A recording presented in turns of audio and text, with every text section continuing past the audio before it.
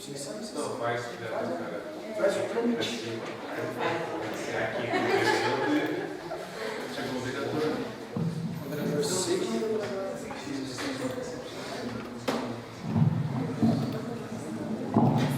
Vai puxar.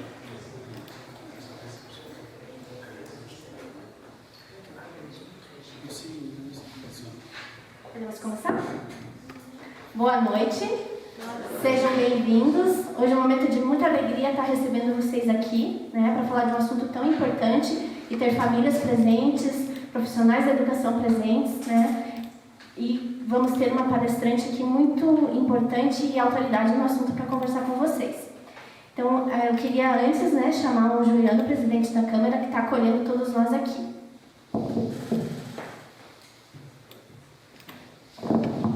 Boa noite, pessoal. Queria aqui agradecer a presença de cada um de vocês. Eu acho que esse é um tema muito importante, que está sendo muito debatido aqui dentro dessa casa.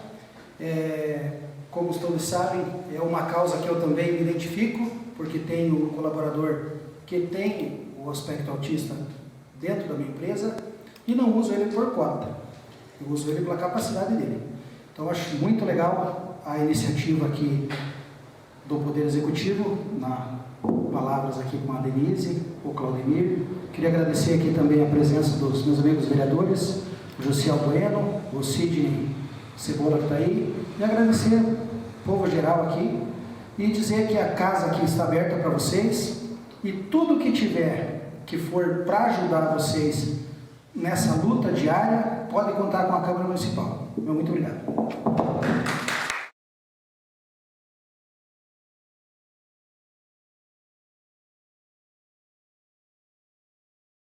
O nosso vice-prefeito também para dar uma palavra para vocês.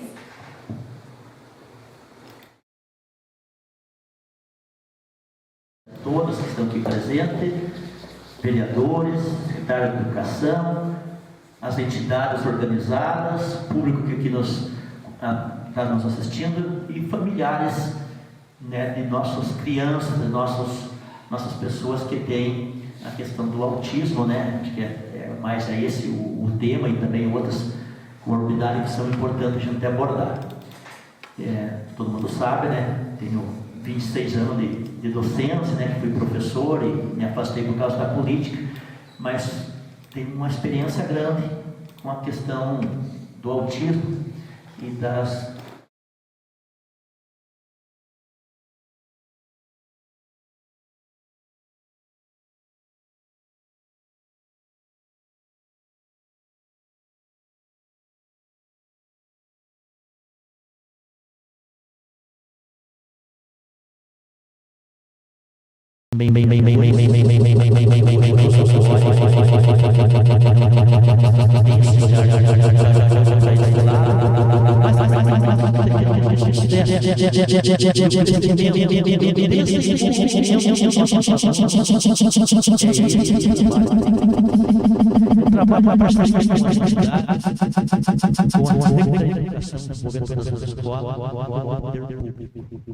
mas a sociedade tem que entender, respeitar as diferenças, aceitar, fazer o melhor de si para tentar contribuir para um mundo melhor.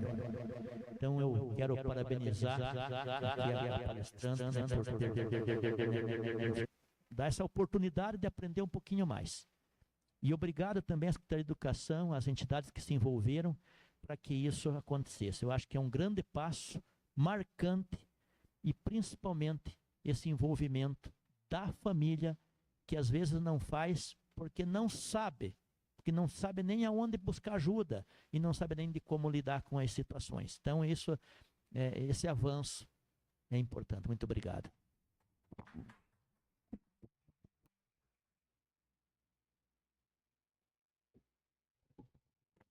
Agora eu passo a palavra para a nossa secretária de Educação, Denise. Boa noite. Esse é um momento assim, bem importante. Nós estamos antecipadamente, do dia 30 de abril, nós estamos encerrando o mês das atividades, sobre o autismo. Em função de data, nós não conseguimos fazer no dia 30, porque a nossa ideia era o dia 30.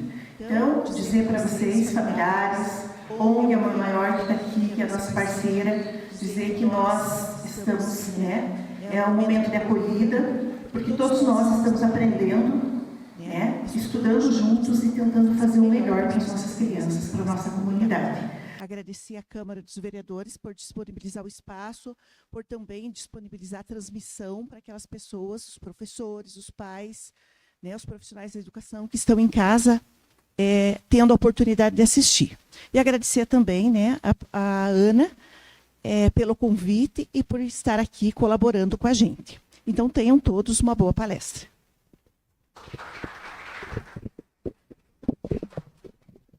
Agora eu vou apresentar a nossa palestrante, Ana Caroline. Ela é formada em psicologia pela Federal, ela tem mestrado em educação pela Universidade Federal, tem formação em terapia sistêmica e tem especialização em neuropsicologia. Ana. Obrigada, Andréia. Boa noite a todos, a todas. Começo já deixando aqui meu agradecimento à Andréia, que fez a ponte, para que eu pudesse estar aqui.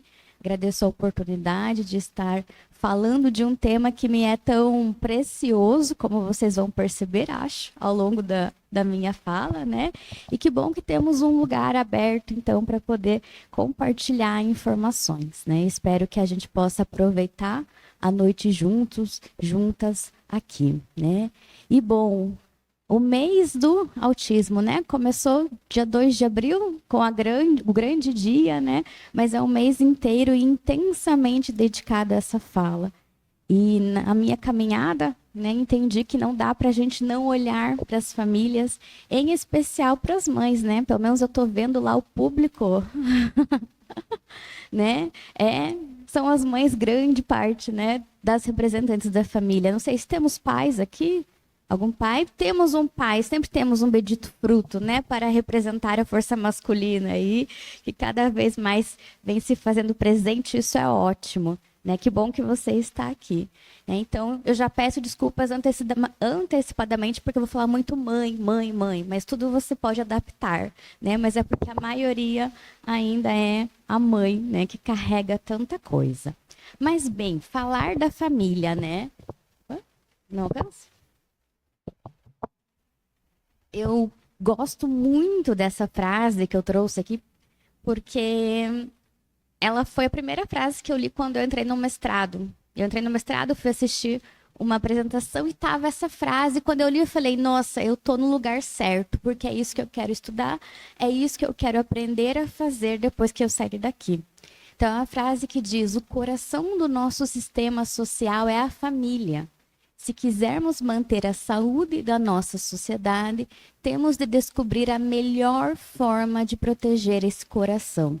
Ou seja, de proteger as famílias, de cuidar das famílias que formam a nossa sociedade. Pode passar, André, por favor. E isso tudo, esse olhar para a família é algo relativamente novo, que vem de uma mudança de paradigma, uma mudança de visão. Porque tradicionalmente, quando a gente pensa em intervenção, em enfermidades, em diferenças, nós pensamos no indivíduo.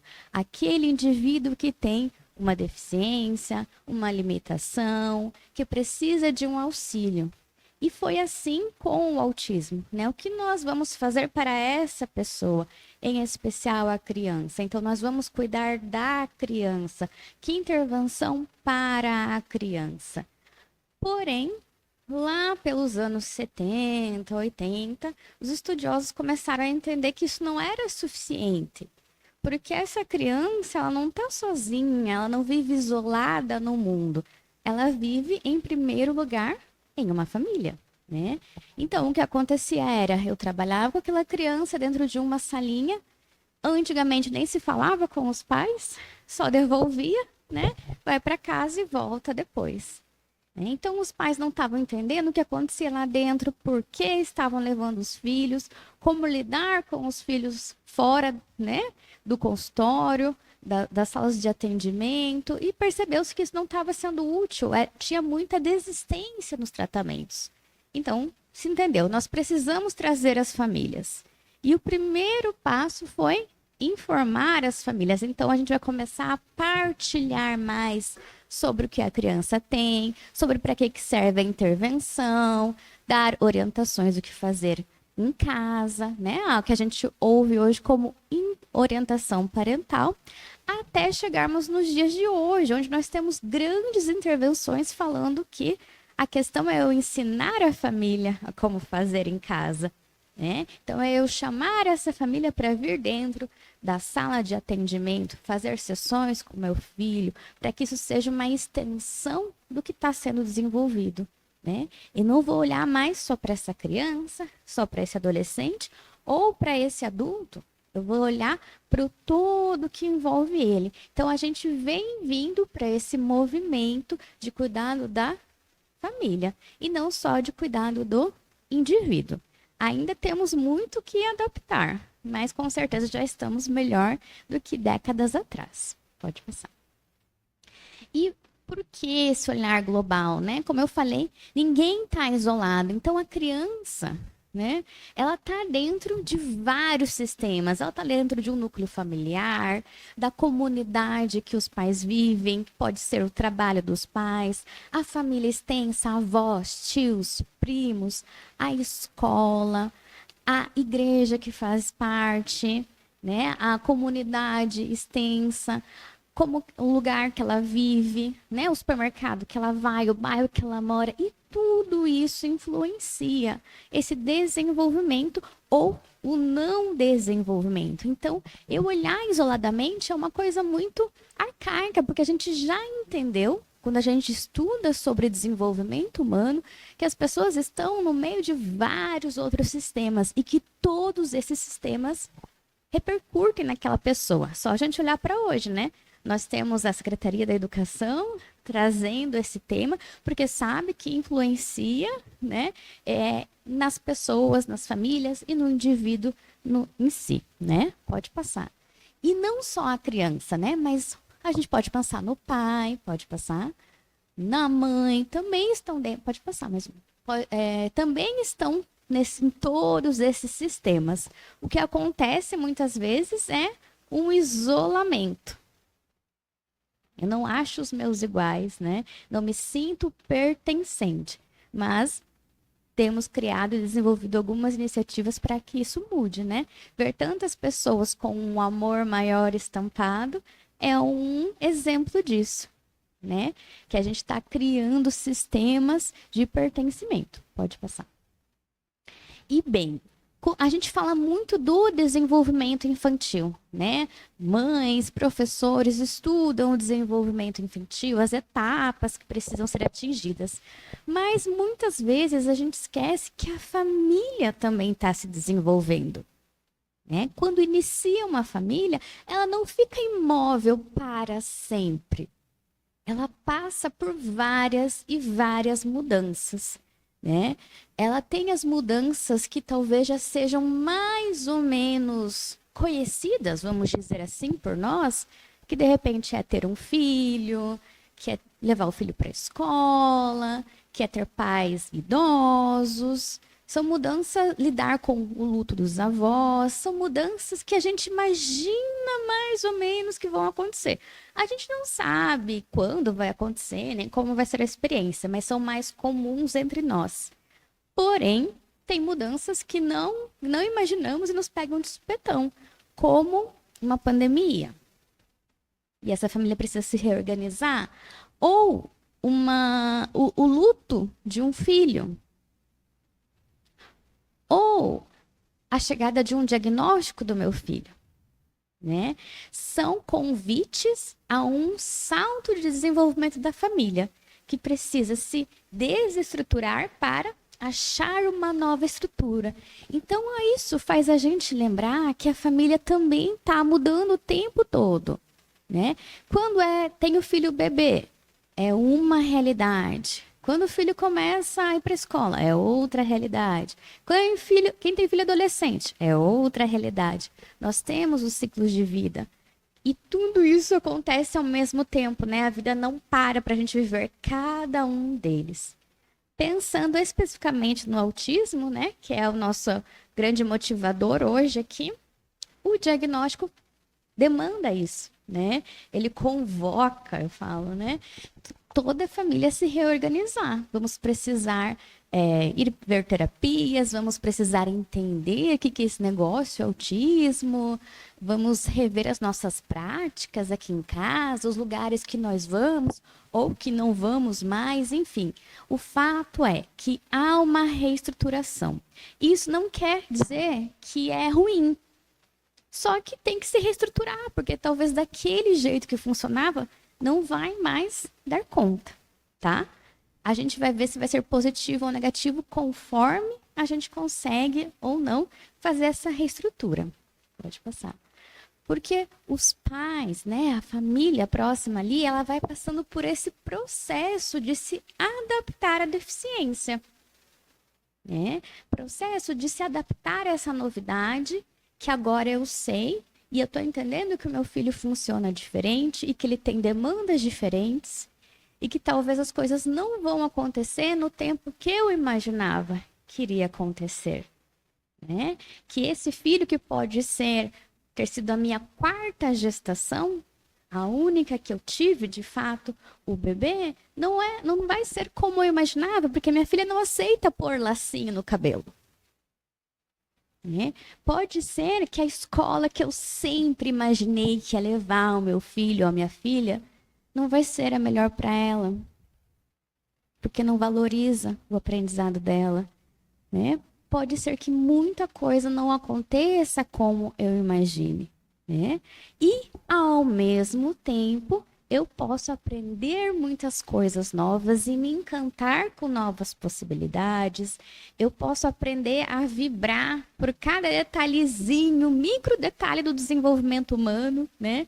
Eu falo que as mães atípicas, elas acompanham o desenvolvimento humano em microscópio, né? Porque vocês veem detalhes que para outras mães muitas vezes passam despercebido. Elas nem imaginam que aquilo compõe uma etapa do desenvolvimento humano. Mas vocês sabem, né? Mas tudo isso é um processo de adaptação.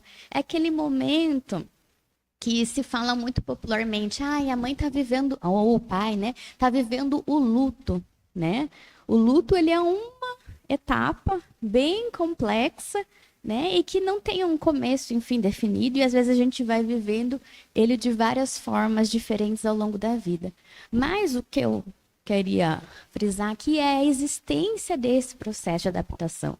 Porque muitas vezes, e cruelmente, havia uma cultura de... Havia, eu espero que haja muito pouco hoje em dia. Aqui está o diagnóstico, como se quando a mãe recebe o diagnóstico, né, ela faz um download de tudo que ela precisa saber e sai, né, dando conta de tudo, né? Mas não é assim, pelo menos eu ainda não conheci nenhuma mãe que viveu isso. Se alguém aqui viveu, me avisa que eu quero conversar com você, né? Não, existe todo um processo de readaptação. Quando não existe, a gente também fica em alerta, porque às vezes eu vou virar um pai ou uma mãe funcional para o meu filho. Então eu sou um pai e uma mãe que eu não deixo meu filho desassistido. Eu levo ele para terapia, eu busco na terapia, eu levo no postinho, eu levo na escola, mas eu não consigo me vincular com o meu filho, porque eu ainda não dei conta das emoções que eu sinto. Sejam elas de raiva, revolta, descrença, enfim, né? O que pode ser que eu não tenha elaborado, tá? Então, esse é um processo bem importante e é uma das coisas principais que a gente trabalha com as famílias, porque geralmente as famílias estão lendo sobre o que é o autismo, quais os sintomas do autismo, né? Quais são as etapas do desenvolvimento, quais as intervenções, e não estão muito olhando para os processos que elas estão vivendo internamente ali, né? Às vezes eu não dou conta de colocar em prática o que o terapeuta diz, porque talvez eu esteja travada, né? Em alguma expectativa, ou porque para mim é inconcebível que eu tenha que fazer isso na intervenção, porque é óbvio que um ser humano deveria conseguir se regular sozinho, né? Deveria conseguir, enfim, eu ainda estou processando. Quando a gente trabalha, orienta a família, entende isso que está acontecendo, fica muito mais fácil, porque eu consigo enxergar aquela pessoa de fato como ela é, nas suas habilidades, no que é de bom nela, nos comportamentos positivos e com uma expectativa de, poxa, tá? Tem futuro, vamos investir, vamos fazer mais, vamos fazer melhor, vamos tentar. Né? Então é um processo bem complexo, mas bem importante. Pode passar, por favor, Andréia. E bem, como eu falei, as famílias elas se desenvolvem, acho que isso eu já falei, pode passar, já me adiantei. E por que, né, a gente olhar para as famílias, né? Particularmente na minha jornada, eu era aquela pessoa que atendia só a criança quando eu comecei, né? Era o que eu sabia fazer, era o que todo mundo falava que tinha que fazer, então eu fazia também, né? As pessoas mais experientes que eu falavam que era assim, mas eu trabalhava numa clínica multidisciplinar e eu era a única psicóloga. Então, toda vez que eles tinham um problema com... o pai não faz o que eu peço em casa. Aquela mãe só chora na recepção. Ana, vai lá e conversa com eles, afinal você é da psicologia, né? Então, eu acabei conhecendo muitas mães nesse acolhimento. E eu acabei percebendo que ninguém acolhia aquelas mães. A gente só jogava um monte de informação para elas, né? E ninguém parava para, né, perguntar como que elas estavam, né? Se elas conseguiram comer, se elas tinham tomado água naquele dia, né? E teve uma mãe em especial com um filho com paralisia cerebral que eu fui atender e eu fui, né, passar as orientações que eu tinha ouvido que eu tinha que passar. E aquela mãe olhou para mim com os olhos desse tamanho, cheio de água, que dizendo: você está falando grego para mim, não estou entendendo nada e não é isso que importa agora. Né? Porque ela só queria, assim, que alguém, acho que, segurasse ela para ela chorar, porque ela não aguentava mais ver o filho se machucando, que era o que ele fazia na época, né? E eu entendi que não dava para continuar assim. Foi por isso que eu fui fazer mestrado, para estudar as famílias, enfim. E durante o meu mestrado, eu fiz vários encontros com mães, né? E uma das vezes eu perguntei para as mães como era, né? Qual era a sensação quando elas saíam de casa com o filho e as outras pessoas olhavam para elas. Isso foi em 2018.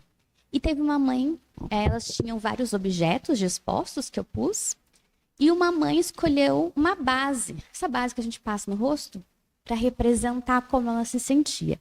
E ela falou assim para mim: eu peguei a base para mostrar isso, que a gente não demonstra para os outros nossa fragilidade.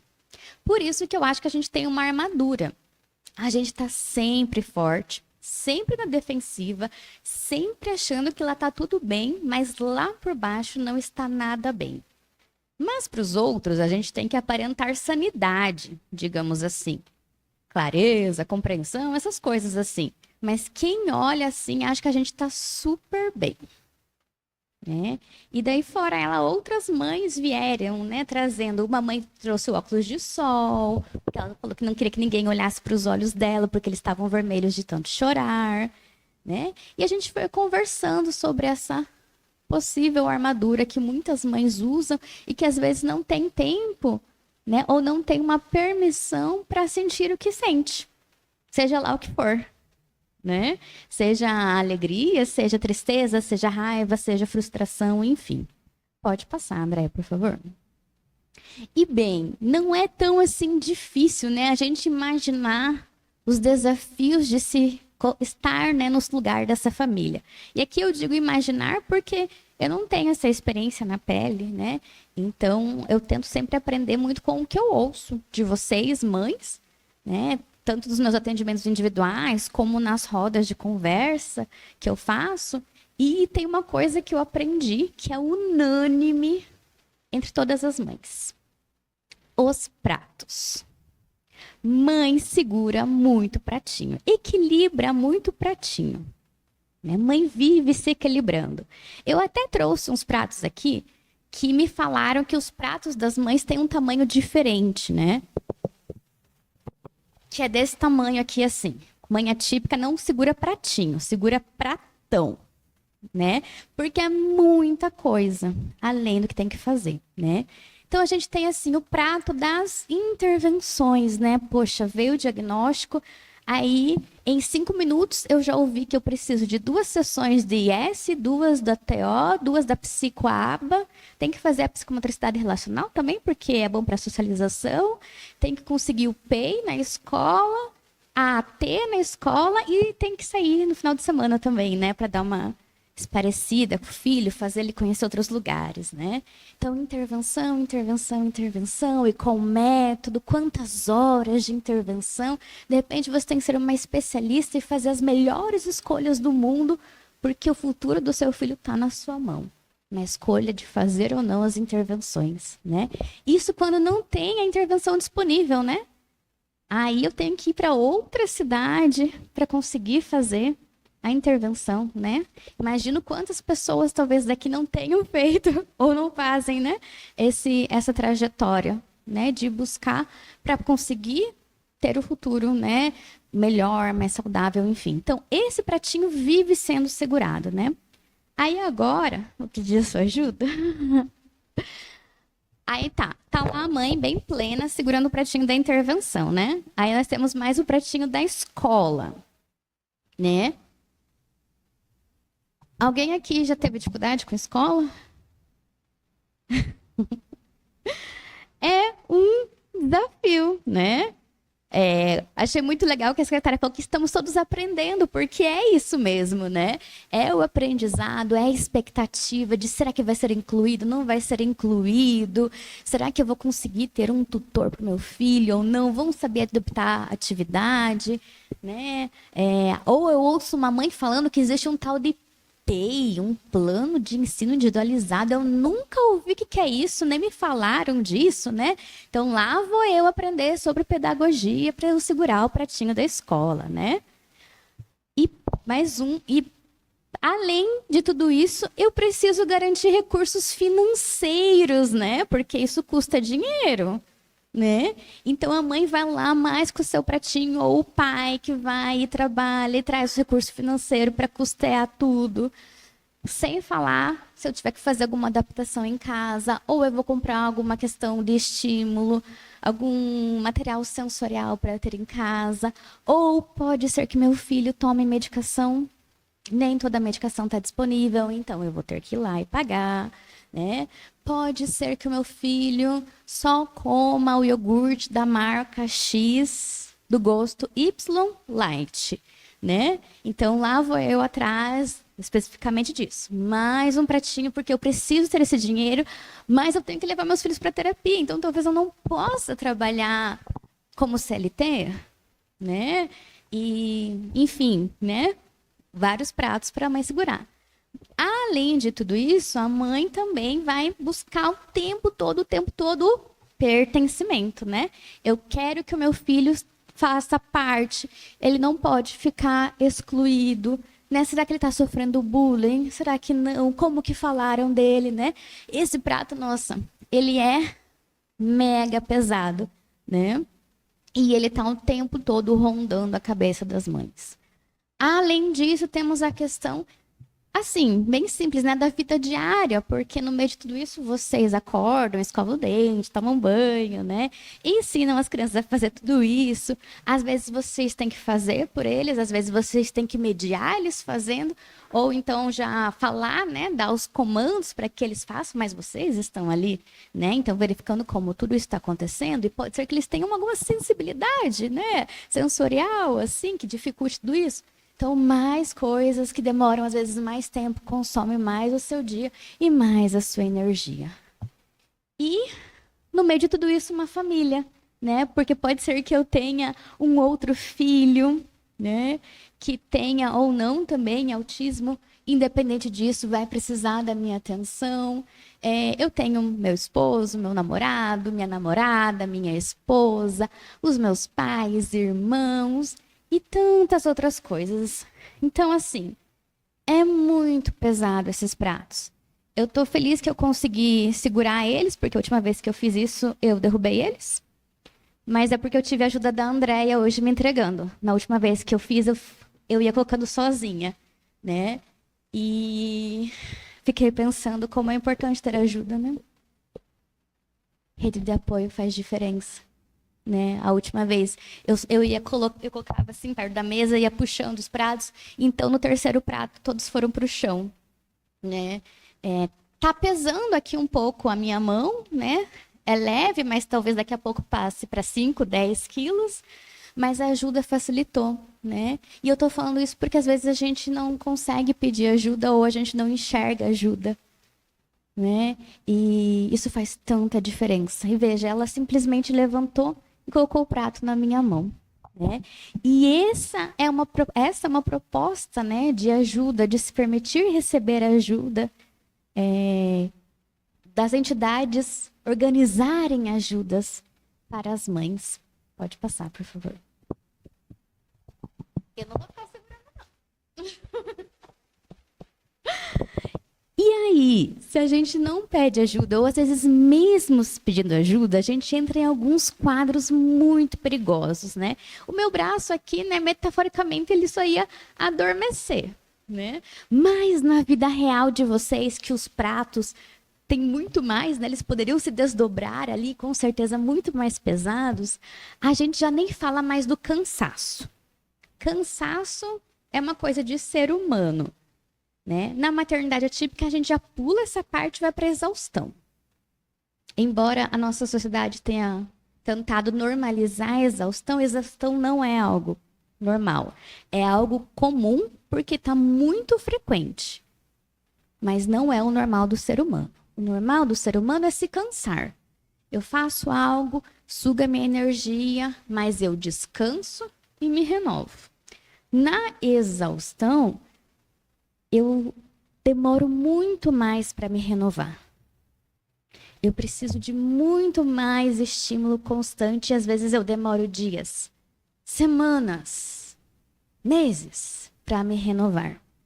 E se eu não cuido do meu quadro de exaustão, eu estou correndo sérios riscos de desenvolver quadros mais graves, como burnout parental, que é uma coisa que está sendo estudada no exterior. No Brasil, a gente só reconhece ainda o burnout por trabalho, que é aquele, né, que é um esgotamento no ambiente de trabalho. No exterior, eles já estão estudando o burnout parental, que é um esgotamento na função de ser pai, na função de ser mãe. Não quer dizer que eu não amo meu filho. Quer dizer que as tarefas, as atividades envolvidas na maternidade, na paternidade, estão me esgotando, a ponto de eu não conseguir mais me relacionar bem com meu filho e de eu tentar evitar algumas interações com ele. Né? Então, às vezes eu prefiro ficar no trabalho, se eu tenho trabalho, do que estar lá com o meu filho resolvendo as questões dele. Assim como nós temos o transtorno depressivo, que é quando a vida é tomada por desesperança. Eu não vejo saída, não há alternativas, não vejo mais capacidade de mudar as coisas, né? São quadros extremamente sérios, né? E eu não sei o quanto disso é novidade, porque eu sei que nos grupos e nas redes sociais, volta e meia a gente tem notícias muito tristes sobre mães de pessoas com deficientes, mães de autistas, né? E daí a gente fica em choque, mas a construção disso a gente vê muitas vezes no dia a dia, né? E a gente precisa colocar isso em pauta para que as famílias, então, também sejam cuidadas e também sejam desenvolvidas, criadas iniciativas desse olhar para a família, né? Pode passar, Andréia, por favor. E é cuidar da saúde mental, né? Saúde mental é um termo tão vago, eu sempre acho, né? É tão bonito falar, cuide da sua saúde mental. Mas o que é saúde mental? O que quer dizer isso, né? A Organização Mundial da Saúde apresenta essa definição para a gente, que é o resultado da interação entre as vulnerabilidades individuais e o estresse causado pelas situações da vida e pelos estressores crônicos. O que quer dizer disso? Que é eu ter ferramentas que lidem com o que eu tenho de fraqueza, com o que eu sou vulnerável, com o meu cansaço, com a minha tristeza, com a minha angústia, que consigam dar conta disso. Não é que eu não sinta tristeza, que eu não sinta cansaço, que eu não fique preocupada com meu filho, mas que eu tenha ferramentas que me ajudem a lidar com isso, que eu consiga descansar, que eu consiga fazer algo que me faz sentir útil na sociedade, que eu lembre que eu não sou só mãe ou só pai, mas que eu sou uma pessoa, né? Não sei se vocês já fizeram isso na ONG, mas uma vez, numa roda de conversa, eu pedi para as mães se apresentarem sem falarem que são mães, porque era óbvio que todas eram mães, né? Era um encontro de mães. Então eu falei, me conta quem é você, sem me falar que você é mãe. Nós estávamos em 12. A primeira foi a única que se esforçou. Ela tentou, assim, falar que ela não era mãe. Aí, da segunda em diante, eu fui extremamente ignorada, porque elas falaram assim, eu não consigo achar alguma outra coisa que me define. Eu sou mãe. Eu falava, tá, mas que música que você gosta? Qual que é a tua cor preferida? O que você gosta de fazer? Ah, não sei, porque eu tô sempre em função do meu filho, né? Eu faço as coisas que ele gosta, eu ouço a música que ele gosta, né? Então, é também o resgate dessa identidade de um eu, né? Que vocês têm aí, que vocês são, né? Vocês não nasceram mães, afinal de contas, né? Ser mãe é muito bom, é maravilhoso, que bom que eles as têm como mães e pai, mas também tem outras coisas na vida, né? Pode passar, Andréa. E daí vem, né, uma questão assim polêmica, tá? Vamos falar de saúde mental materna, das mães atípicas, mas daí vocês vão jogar mais coisas para a mãe atípica? Mais um prato para ela segurar, porque ela tem que dormir 8 horas por dia, comer, né, uma alimentação balanceada, ela tem que preparar todos os alimentos antes, tomar 2 litros de água por dia, fazer terapia, ir na academia, são mais pratos? Bom, esses são alguns exemplos de autocuidado, né? Um cuidado que nós temos que ter na maternidade atípica é o de não se espelhar em rotinas típicas de autocuidado. Porque pode ser que aí eu caia numa armadilha, porque não cabe na minha rotina. Aquela pessoa que está mostrando as 8 horas de sono, talvez não tenha um filho que tem distúrbios do sono. Ou que tem convulsão à noite, né? Então, a gente vai precisar, assim como vocês aprendem a fazer com os filhos de vocês, nós vamos precisar fazer adaptações, ver o que é possível, né? Eu sempre falo que entre a realidade que a gente vive e o que é o ideal, nós temos um leque de possibilidades. E é nesse leque de possibilidades que nós vamos trabalhar, tá? Mas assim, não é responsabilidade só da mãe, né? Nós temos essa frase que é muito bonita, né? Um provérbio africano, que talvez lá faça muito mais sentido porque eles têm uma cultura de trabalho em grupo um pouco diferente da nossa ocidental. Mas que diz assim, é preciso de uma aldeia inteira para educar uma criança, né? Falando assim da corresponsabilidade do cuidado com as crianças. Eu acho que nós temos que evoluir um pouquinho, pode passar, a frase e falar que a gente precisa dessa aldeia inteira para cuidar da mãe, né? Para que essa mãe não se sinta sozinha também no seu cuidado, tá? E nesse embalo, a gente vai pensar nas ações que a nível social podem ser feitas, né? Por isso eu acho muito simbólico nós estarmos, né, na Câmara dos Vereadores hoje. Então a gente vê esse movimento, né, acontecendo. A gente vai pensar nas leis, né? Nós temos estados, cidades hoje que já tem o dia da mãe atípica, né? Nós temos o maio vai entrar agora, o maio furta-cor, que é uma alusão às maternidades diversas, que a maternidade não é só uma. Então, são projetos sociais de leis que vêm buscando divulgar a promoção da saúde mental materna. Mas a gente sabe que a lei precisa ser executada, né? Então, quando a gente fizer movimentos, passeatas, colocar a mãe também, a família em xeque, né? A escola, né? Que bom que as escolas estão olhando também mais para as famílias, os espaços públicos, cursos, temos as palestras, né? O trabalho precisa lembrar dessa família que tem um funcionamento diferente, talvez vai ter demandas diferentes, vai conseguir ofertar coisas diferentes enquanto trabalhador, não necessariamente mais nem menos, né? Mas diferente. E precisamos ter essa abertura também. Pode passar. Né? A questão dos profissionais, né? Como eu dei o exemplo, né? Então, do profissional que só fala ali da criança, com a criança, não verifica se a instrução que eu estou dando cabe naquela família, naquela realidade da família. Faz sentido para eles isso que eu estou passando? Eles estão entendendo? Eu estou colocando a mãe uma carga a mais ou não? O que eu posso fazer, né? Será que eu, enquanto profissional, eu já perguntei como essa mãe está? Eu sei o nome dessa mãe ou ela é a mãe do João? Porque geralmente vocês conhecem a mãe do fulano, né? Uma das mães numa roda falou assim para mim: Ana, eu entrei na maternidade Cláudia, saí mãezinha. Nunca mais me chamaram de Cláudia, eu só virei mãezinha.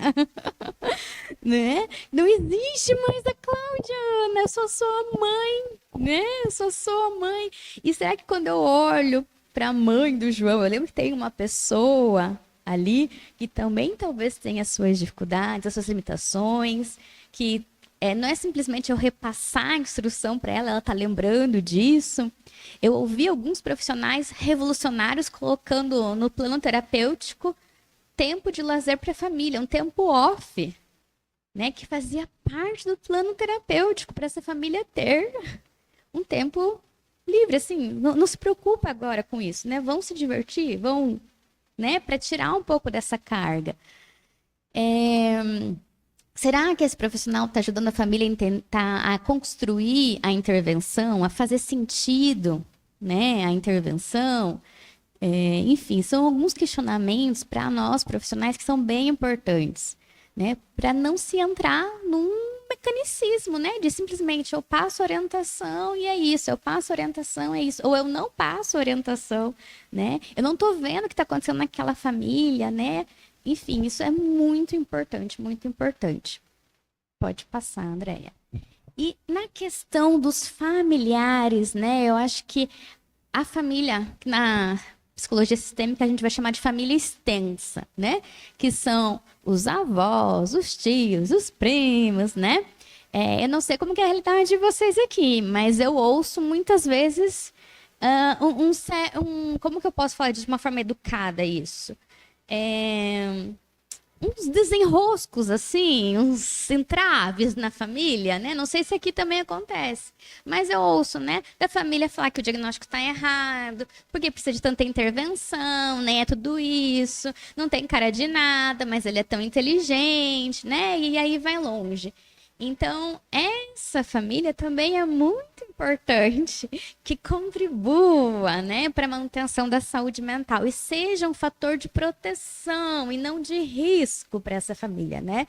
Eu acho muito legal quando as mães às vezes vêm com as suas mães, né? Então, as avós da criança, avô junto, né? E busca entender, enfim, porque acaba sendo um fator que ajuda, né? Que quer ficar com aquela criança, quer saber, quer entender o que está acontecendo. Eles não têm a obrigação, assim como nenhum de nós sabia, até de repente entrar na família, né? O que era o autismo, o que é a ABA, o que é IS, enfim. Mas eles podem ter a disponibilidade de perguntar, tentar entender, não duvidar, não achar que eles sabem mais que os 3 especialistas que vocês visitaram até ter um diagnóstico, né? Então, a família ali é bem importante, né? E respeitar, né, o que a família está vivendo, as suas emoções. E também proporcionar coisas como, vamos tomar um chopp hoje? Vamos tomar um café? Ou, olha, eu trouxe aqui comida congelada para você, porque vocês estão sempre na rotina, né? Tá corrido, trouxe uma comida aqui para você. Né? Ô, vizinha, vi que tem o lixo ali, posso levar? Assim você não tem que, né? levar o lixo com seus filhos, enfim, né? Fica aí, tranquilo. Coisas simples, né? Posso levar o fulano para passear? Qual que é o lugar que ele tem interesse? Me dá umas dicas do que eu preciso saber, mas para você ter seu tempo, vai no salão enquanto eu cuido dele, né? Coisas assim que podem vir de famílias, dos familiares, dos amigos, que podem nos ajudar, né, a ter esses momentos de respiro. Porque a gente vai trabalhar com isso, micro momentos de respiro. E eles parecem pequenos, mas quando a gente começa a fazer eles revolucionam as nossas vidas, tá? Pode passar, por favor, Andréia. Só é possível mudar o mundo cuidando de quem cuida de todo mundo. Essa é uma das frases da campanha Maio Furta Cor, né, que relembra a gente a importância da gente cuidar daquela pessoa que está sempre cuidando, que está perguntando se você levou o agasalho, que está pensando na comida, que já pensou no que vai acontecer lá na frente, que tem que ter isso na bolsa, porque talvez ele precise, né? Então, é fundamental. Pode passar. E daí, nós vamos pensar também na mãe, né? Nós temos algumas estratégias que podem facilitar esse autocuidado, porque nós, mulheres, muitas vezes, não sei se acontece com alguém aqui, mas muitas vezes aprendemos que não podemos nos cuidar.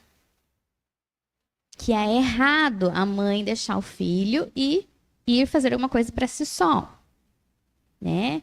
Que se a mãe está gastando dinheiro para fazer a manicure, ela podia estar investindo em alguma coisa para o filho, né? Se a mãe está fazendo um curso para ela que não tem nada a ver com autismo, ela é uma mãe horrível, né? Se ela sai e não leva o filho, oh, meu Deus, ela vai para o inferno das mães, né? Então, nós também temos uma parte nessa questão do cuidado que está muito relacionada à permissão de ser cuidada, né? A permissão de se cuidar. A permissão de falar, não dou conta disso. Preciso de uma pausa. Vou ali no banheiro chorar, depois conversamos. Né? Então, esse é um trabalho que a gente pode incentivar, né? A gente dá modelos, a gente vibra junto quando a mãe faz, mas tem muito também da abertura da mãe, né? E para isso ficar um pouco mais fácil, eu trouxe aqui algumas coisas para a gente pensar, né? Esse é um texto que toda vez que eu leio, ele parece atual, né? Não sei se vocês conhecem ele. No Instagram, ele rodou muito. De épocas em épocas, ele dá uma rodada, né? Eu sempre ouço, morreria pelos meus filhos. Ok, tudo bem. Mas não poderia viver por eles? Literalmente, viver. Fazer melhores escolhas, cuidar da sua saúde física, emocional e espiritual. Seus filhos não precisam que você morra por eles. Eles precisam que você viva. Né? Eles precisam de mães vivas. Mãe com saúde para correr atrás deles.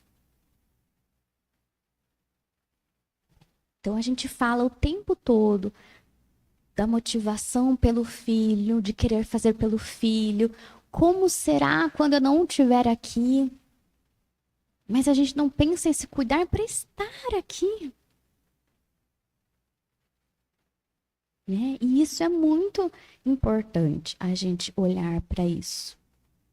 Porque eu imagino que vocês fazem tantos esforços, mas tantos esforços pelos filhos, e vocês querem estar aqui para ver eles aflorescendo, né? Florescendo, desculpa, desabrochando, conquistando o que é que eles possam conquistar. Mas vocês precisam estar aqui, né? E para eles é muito significativo também ver as mães bem. Eu lembro que na época da pandemia teve uma psicóloga que foi fazer uma live com uma mãe e ela passou batom porque ela ia fazer a live, né? Então ela queria estar bonita. E ela tem um filho, eu acho que não era autista, mas ele era cadeirante. E ele não se comunica verbalmente. Mas a mãe passou o batom, pôs um brinco e disse que o filho ficou encantado. Ele abriu os olhos e o sorriso de ver a mãe assim, uau! Ela tá diferente, ela tava sem o coque de mãe. Vocês usam coque de mãe? Ela tava sem o coque de mãe, ela tava com os lábios coloridos, né? E ela falou que depois daquele dia ela começou a se perceber mais, passar um batonzinho quando saía com ele, e como ele olhava para ela e ficava encantado em ver a mãe, né? Com um pequeno gesto de cuidado consigo. Então eles também se importam. Também é importante ver as mães bem. Eles não são esponjinhas de vocês, não? Quando vocês não estão meio azedas assim, eles também não ficam azedos? Vocês estão irritadas também? Nos organiza o negócio lá? Se organiza, né? Então, eles também sentem isso, né? Então, por isso, é importante a gente ter a abertura, a vulnerabilidade de precisar ser cuidada. Pode passar, Andréia. E, bom, esses pensamentos, eles são do mal, né? Ó, não posso reclamar, eu sou mãe, eu dou conta. Essa frase foi uma mãe que me falou quando eu fui explicar que o filho dela tinha TDAH.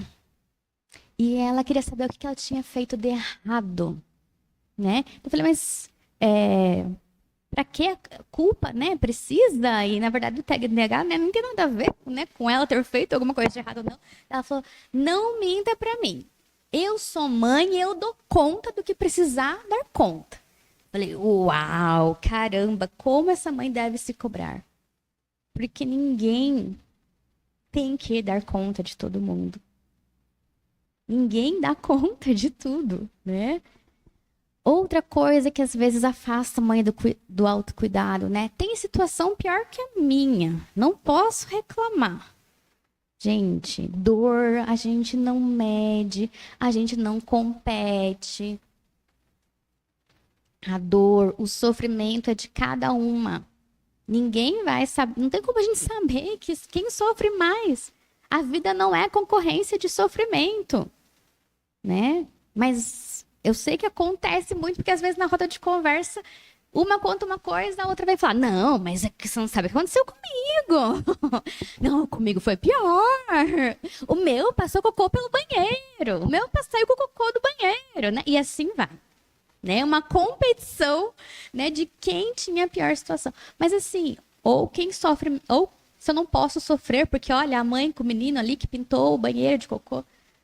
Gente, cada uma tem o seu sofrimento. Né? Não é pra gente competir, né? Mulheres, é pra gente se ajudar, né? Cada uma no seu, né? Vou me divertir, ele vai ficar em casa. Que dozinha, né? Como que eu vou levar ele? Ai, ai, ai. Não dá, simplesmente não dá, não tem como eu fazer, não cabe na minha vida já é muito ocupada, nem vem me falar sobre isso, né? Não posso gastar dinheiro com isso, não tem como, eu moro longe, não tem quem fique com meu filho.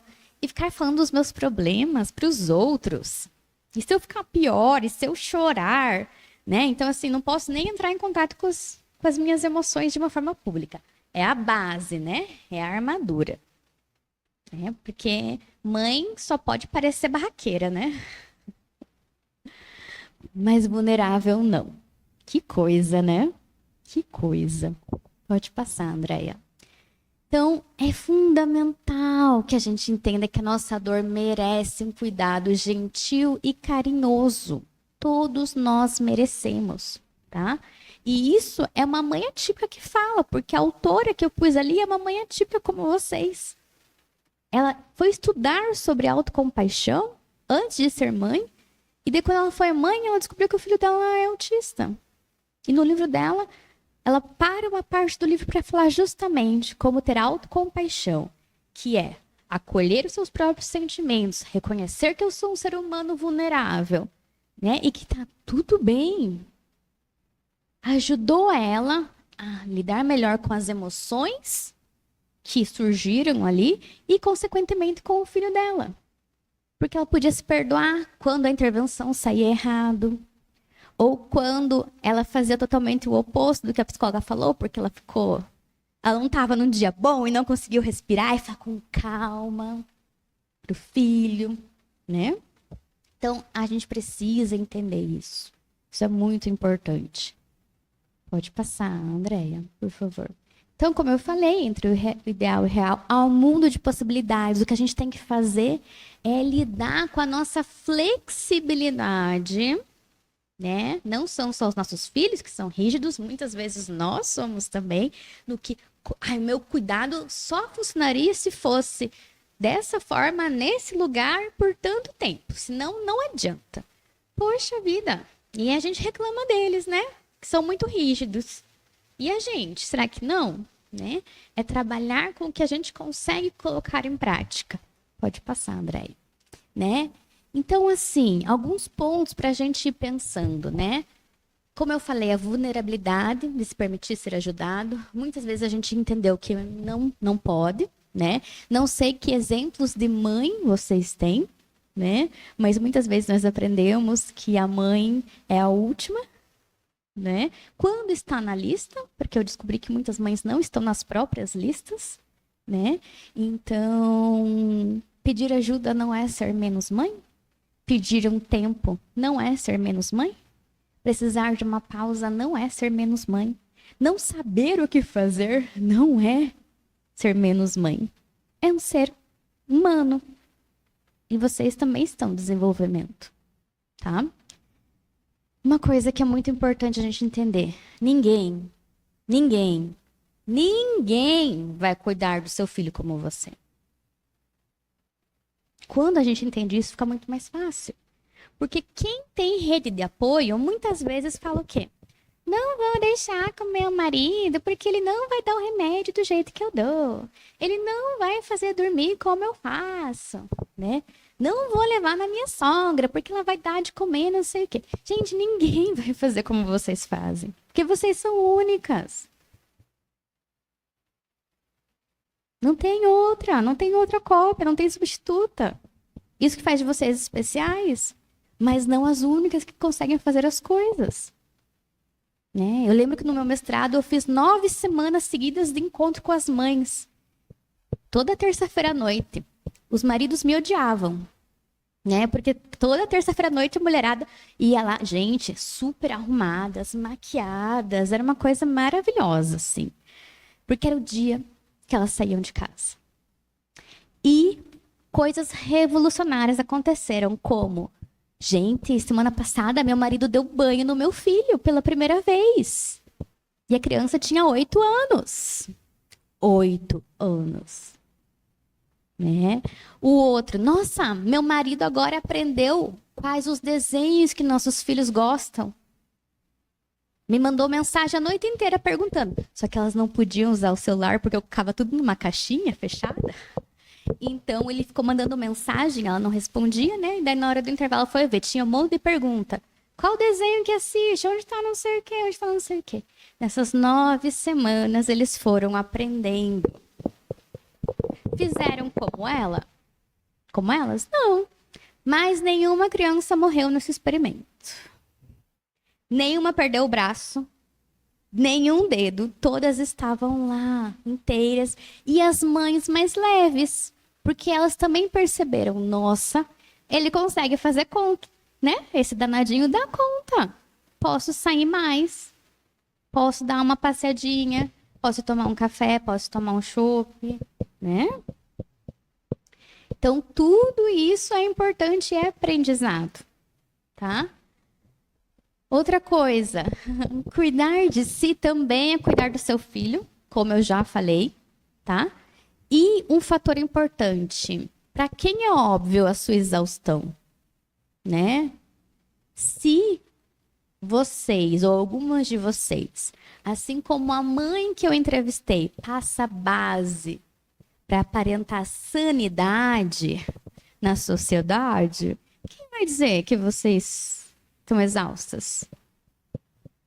A não ser que vocês falem, deu, não estou aguentando. A gente precisa verbalizar também, né? Nesse grupo de mães do meu mestrado, teve 2 mães que falaram que foi a salvação do casamento delas, foi fazer isso. Elas chegaram e falaram, do jeito que está organizado, eu não dou conta, não dou mais. Ou a gente muda, ou eu não sei o que vai acontecer comigo. E elas conseguiram fazer novos rearranjos ali, novas divisões de tarefas, e as coisas foram melhorando, né? Então, a gente também precisa falar. E às vezes não é só para o marido, não, sabe? Às vezes é até para o terapeuta. Olha, você me fala um monte de coisa no final da sessão, me pede um monte de coisa, mas eu não dou conta. Tem como a gente mudar isso? Tem como a gente focar em uma coisa mais específica? Não está fazendo sentido para mim, né? Porque quantas vezes eu recebi mães para terapia e elas vinham chorar para mim, Ana, eu conversei com a TO e ela quer que eu coloque a fulana para borrifar a flor, para pendurar com o grampo lá, para fazer. E eu ainda não consigo, porque em casa a gente não faz isso, daí eu tenho que criar um novo momento. Nananana. Você já falou para a TO isso que você está me falando? Não. Você já falou para a TO como que é a rotina de vocês, que vocês não fazem isso, mas que vocês fazem outras coisas, X, Y, Z, que talvez dê para usar? Não. Né? Então, tem algumas coisas ou várias coisas que a gente precisa falar, a gente precisa expor. Senão, a gente só vai reafirmar a mãe dá conta de tudo. Né? Pode passar. Como será que eu, mãe, lido quando surgem problemas, surgem estresse? Né?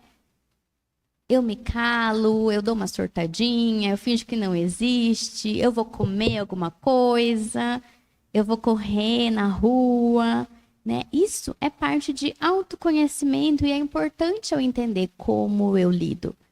Porque vão existir muitos estressores, muitos desafios, né?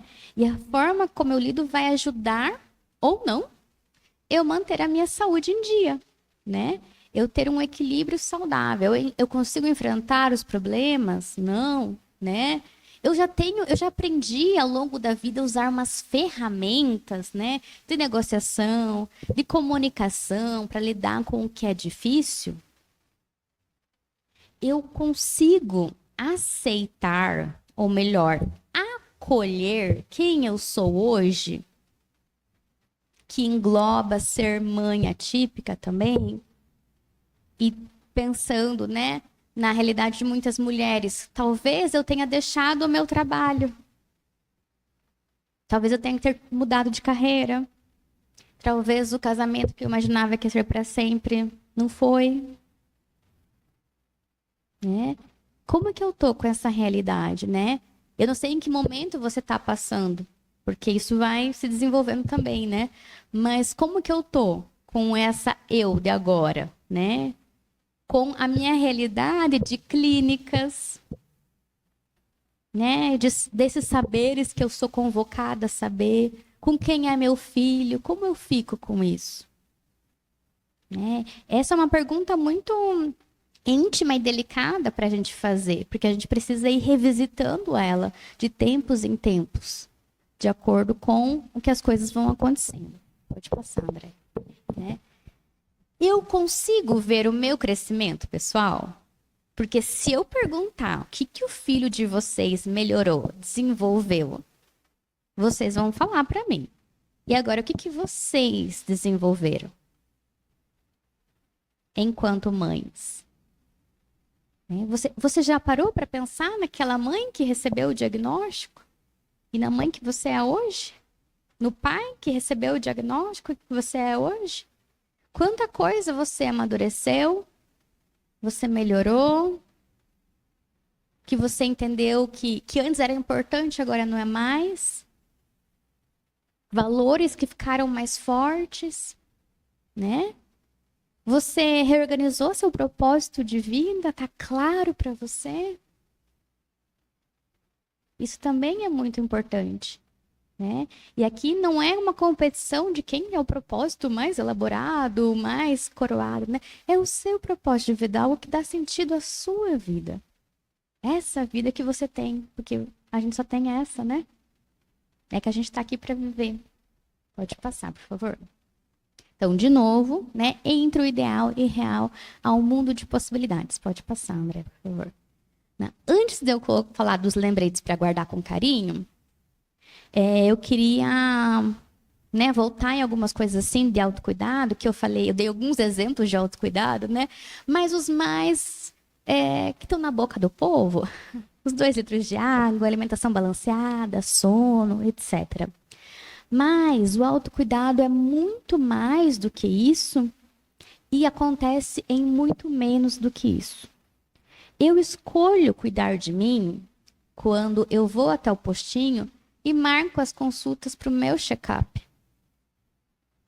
Eu escolho cuidar de mim quando eu vou na consulta, quando eu faço os exames, quando eu levo os resultados. Eu escolho cuidar de mim quando eu faço uso de medicação, se é o meu caso, com respeito. E não fico pegando a medicação do meu filho quando eu estou meio estressada, porque eu já vi isso acontecendo. Isso é muito sério. Né? Essa responsabilidade consigo mesma também é autocuidado. Né? Eu cuido de mim quando eu falo, não consigo fazer isso agora. Não tenho tempo para isso, não posso assumir essa demanda, não quero estar nesse lugar, não quero fazer isso. Limites, até onde eu dou conta, até onde eu não dou conta. Isso também é cuidar de si. Né? Então, às vezes, o autocuidado ele é muito mais praticável do que a gente imagina. Né? Não é nenhuma questão de quantidade, é o tempo que eu faço. Porque talvez eu fale que eu vou dormir 8 horas, mas eu não tenho nem 8 horas para dormir. Né? Mas o tempo que eu tenho para dormir, eu durmo bem? Ou eu descuido de mim e fico no Instagram, rolando a tela lá? Vocês já olharam quanto tempo vocês ficam no celular? No Instagram? Eu fiz isso, foi horrível. Porque dá um choque de realidade na gente. Né? Então, cuidar da gente também passa por isso. Né? Às vezes eu só leio sobre autismo. Seria interessante, se eu gosto de ler, eu ler uma coisa assim, diferente, que vai me tirar desse lugar. Às vezes eu só escuto as músicas que meu filho escuta. E eu ter um momento da minha música. Isso também é cuidar de si. Né? Então, claro, atividade física é extremamente importante. Ah, mas eu não tenho tempo, eu não tenho dinheiro.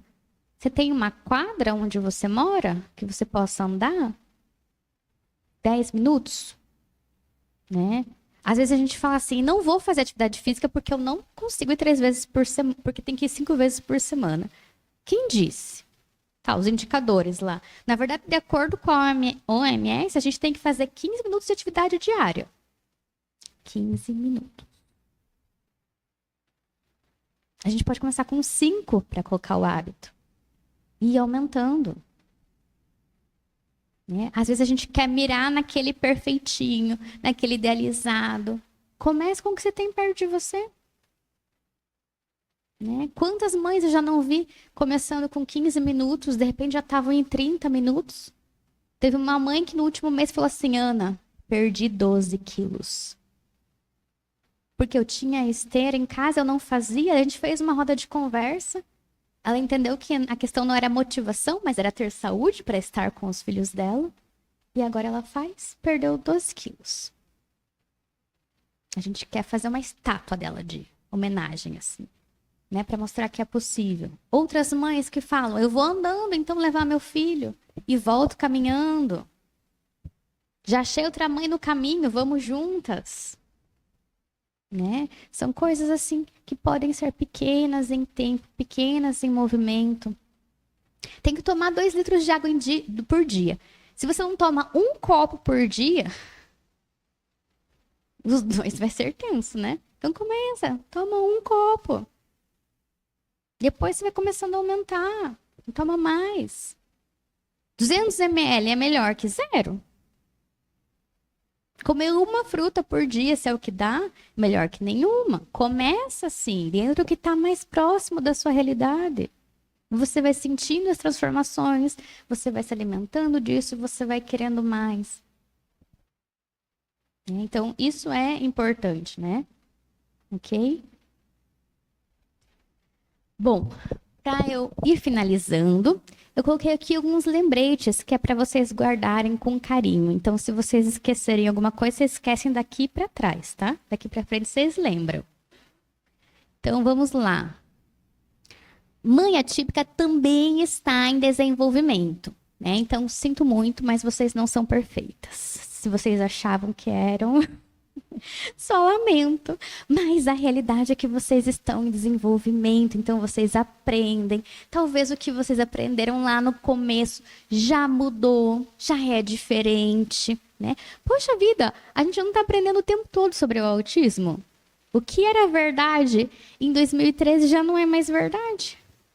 Tem tanta coisa que mudou. Eu lembro de fazer curso em 2014 falando que menina com autismo seria um caso gravíssimo. Gravíssimo, senão não ia ter. Hoje, nós temos livros somente sobre autismo na mulher, a dificuldade do diagnóstico. Porque é tão sutil em alguns casos que passa, né? Então, não é que não tinha meninas, é que a gente não estava achando elas, a gente não estava olhando direito, né? Mas assim, foi em 2014, 10 anos, mudou. Né? A gente não está o tempo todo se atualizando. Mãe é assim mesmo. Né? A mãe que vocês foram ontem já vai ser diferente porque vocês já viram alguma coisa nova. E o filho tem uma nova demanda e mudou de escola. E, enfim, veio pandemia, vocês tiveram que se adaptar o tempo todo. Então, se permitam também ter essa fluidez de estar em movimento. Vocês não são algo finalizado, algo parado e estático. Vocês estão em movimento. Se perdoem pelos erros, acolham o que dá certo e vai para frente, tá? A mãe atípica também precisa de cuidado. Então, não é só o filho de vocês, a mãe, o pai, a família também tem que estar nesse balaio de cuidado, tá?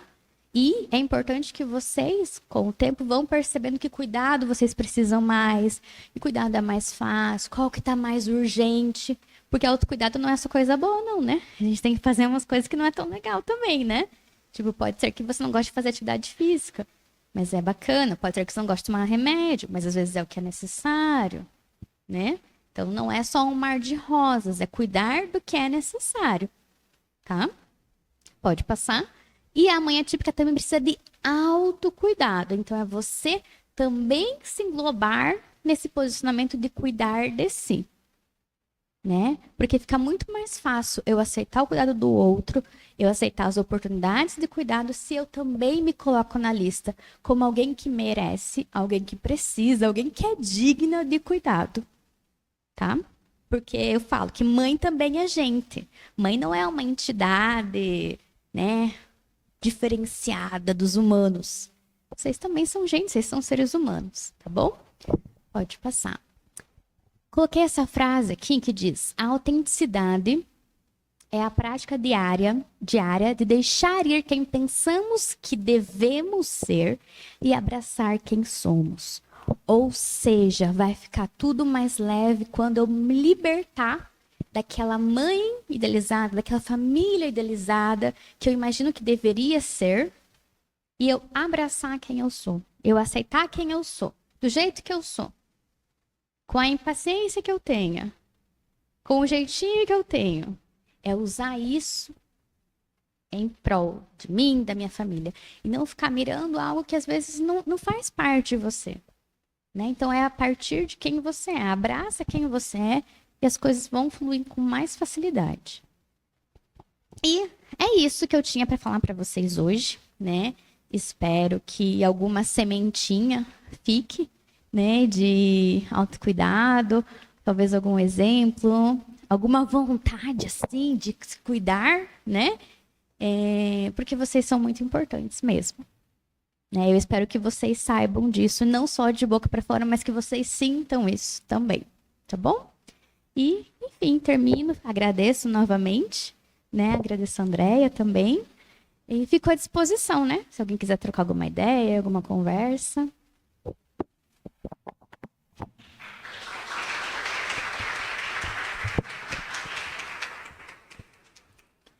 Gostaria de agradecer a Ana Carolina, e eu acho que ela não falou só para as mães atípicas, né? Ela falou para todas nós, mães, porque assim eu fiquei sensibilizada, né? O quanto a gente pensa no outro, sempre no outro, e não pensa na gente. Eu acho que foi uma lição. Obrigada por isso. E queria convidar a Andréia, né, para oferecer um mimo da nossa cidade, a capital do orgânico, para ela levar. E agradecer a todos vocês que esse momento seja o primeiro de muitos outros que nós possamos ter. Tá? Obrigada a todos.